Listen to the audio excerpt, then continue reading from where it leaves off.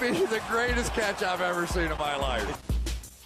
All right, guys, we are going to continue to talk about exactly what y'all want me to talk about, and that is from the video suggestions tab on Discord. As always, I've said this for about the past 3 or 4 videos, but we are going to continue to go to this page, and I want to know what y'all want me to talk about. So if you want something discussed, make sure you go there. Make sure you leave it there. Don't bother commenting it. I've announced this in multiple videos. I'm not going to make any videos based on the YouTube comments. Don't have the time to go through, comb through, and decide what you want to hear from there. I have it all organized. Just join the Discord app and then go there and let me know what you want to hear. But I've had multiple requests to go through real Dynasty values and to also go through the draft results for the Flock 8, our most recent Dynasty startup draft. Yes, this did happen after the NFL draft, so all of these values are still current. And let's just kind of jump into it. This is going to be a Superflex league, but as always, if you only play in a 1 quarterback league, all you have to do is take out the quarterbacks out of this video, and bam, you have a 1 quarterback startup draft. First 4 picks are always extremely standard. We see Lamar Jackson, Christian McCaffrey, Saquon Barkley, Patrick Mahomes go off the board in these first 4 almost every single time. I will mention that Lamar Jackson was picked at first overall here, and I think this is just because the same owner owned both the 101 and the 102 pick. If it was a traditional draft, I think we are going to see Christian McCaffrey go at the 101 every single time. But now, here are the interesting picks. At the 105 and 106, we see 2 selections that, in my opinion, should be consensus. I think that this is where I would go at both of these selections, and that is Kyler Murray and Dak Prescott. Obviously, there are no clear advantages here at the 105. I think that would be one of the worst picks to have in the startup draft.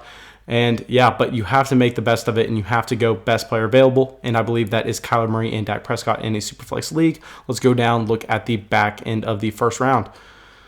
So now let's go to the 107, which is Alvin Kamara. I don't know what I necessarily think about this pick. I know a lot of people are all over the board with Alvin Kamara. He is a player that is extremely efficient year over year, even though he may not get the touches that some other running backs will receive, but he's a guy that should be able to have a long career compared to most NFL running backs.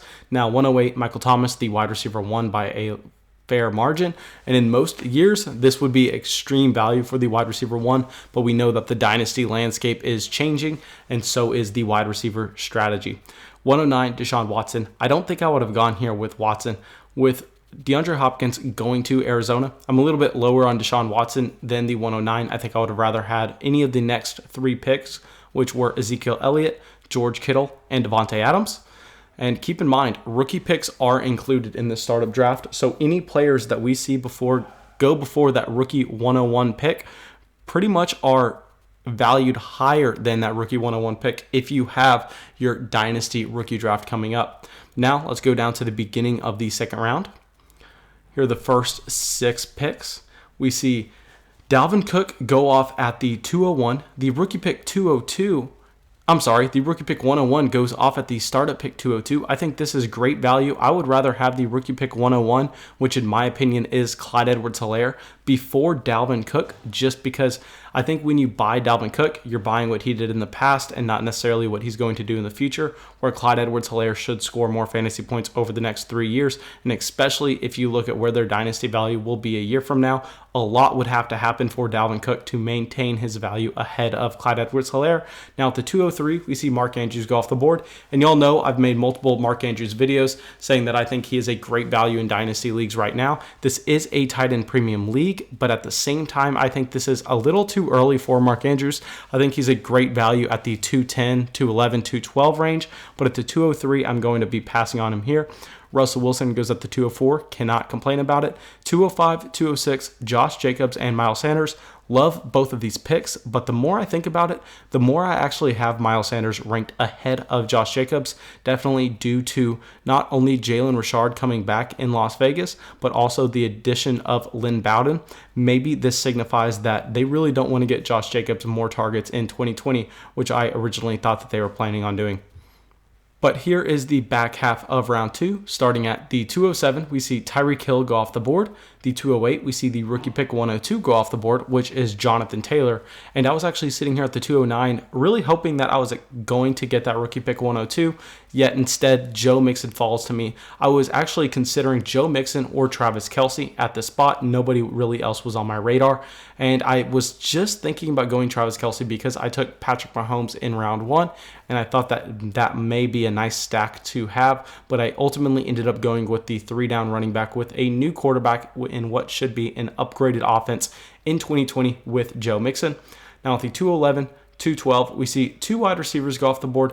Both of these guys I'm lower on than consensus due to separate reasons. I believe with Chris Godwin, Tampa Bay is not going to have the volume that they saw last season. And with DeAndre Hopkins, I don't think he sees the volume that he did in Houston for a multitude of reasons, but we know in that airfield attack, they like to spread the ball out. Now here is the first half of round 3. We're starting it off with the 301, which is Nick Chubb. And I think this is actually great value for Nick Chubb. Y'all know that I've been constantly saying that Nick Chubb is overvalued throughout the entire offseason, but I started that take when I saw Nick Chubb going at the end of the first round in a lot of Dynasty startup leagues. I thought that was just absolutely horrendous with his potential of being in a running back by committee in Cleveland with Kareem Hunt.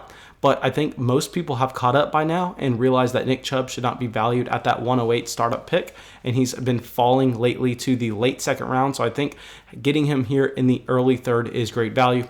Now at the 302, we see the rookie pick 103 go off the board, and this is most likely going to be Joe Burrow. And if you like Joe Burrow, you can't really complain about the pick. I think I would have much rather had any of the players that went off after him in DJ Moore, Josh Allen, Carson Wentz. I'm not necessarily a fan of investing at Derrick Henry with the 27th overall pick, just because I don't really see much long-term upside with Derrick Henry. He could be a running back that puts up a good amount of points in 2020, but then looking on from 2021 on, he could be a guy that you really want no part of. So here is the back half of round 3. We see Baker Mayfield go off at the 307, followed by his number 1 wide receiver in Odell Beckham Jr. at the 308, and Cooper Kupp at the 309. Really, I'm not a fan of any of these picks for a multitude of reasons. I would have rather had the rookie pick 104 over any of these players, which I believe to be J.K. Dobbins or DeAndre Swift, whoever you prefer. Or I would much rather have Juju Smith-Schuster, who in my opinion is going to be a first-round Dynasty startup pick once again this time next year here at the 311. I think that was probably the best value of the round. But here, to finish this off, we see Matt Ryan at the 312, which I don't necessarily think I would have gone with Matt Ryan this early, but he is a player that should see volume in 2020.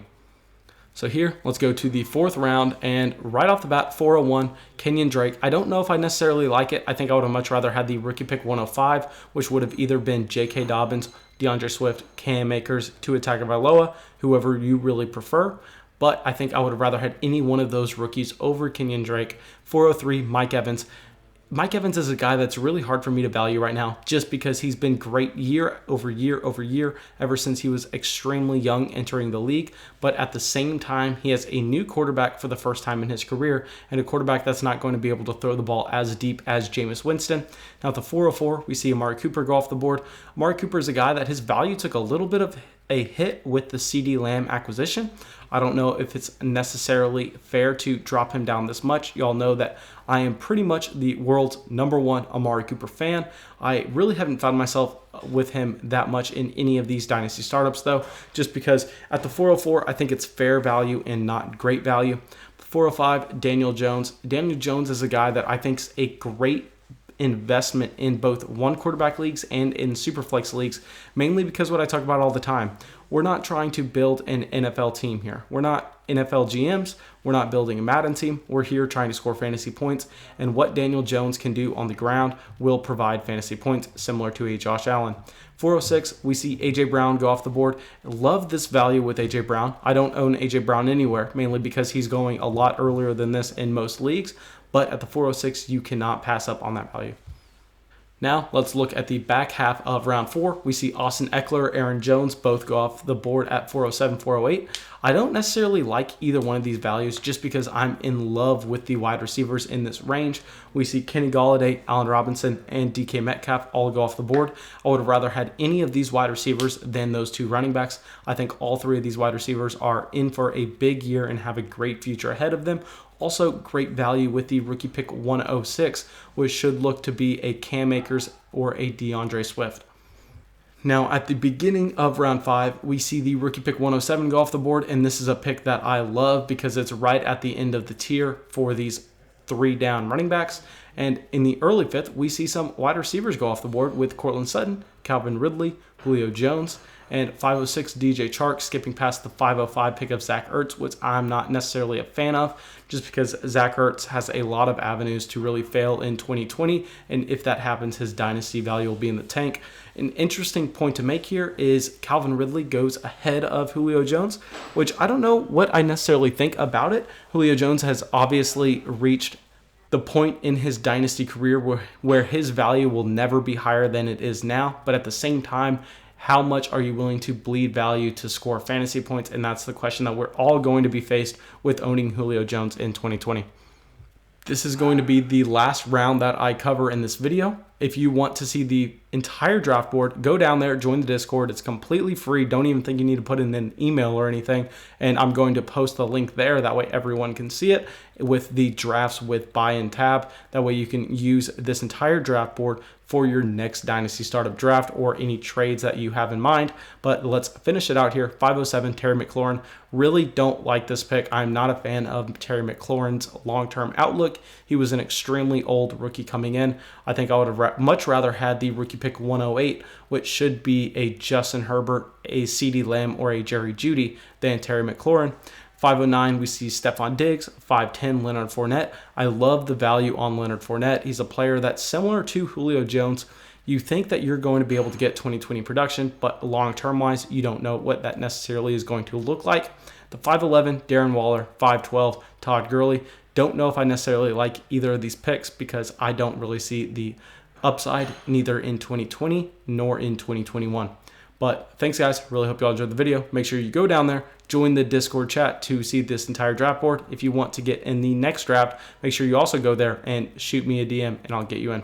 Thanks, guys.